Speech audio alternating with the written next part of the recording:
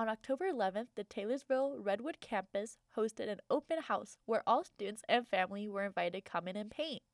The event was hosted by SWE, which stands for Society of Women Engineers.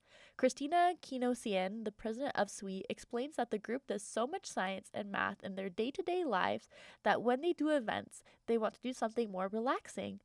SWE hosts events like this once a month where everyone can come gather and relax from the stresses of school. If you're interested about SWE or just wanting more information, you can visit SWE at slcc.campusgroups.com/SWE.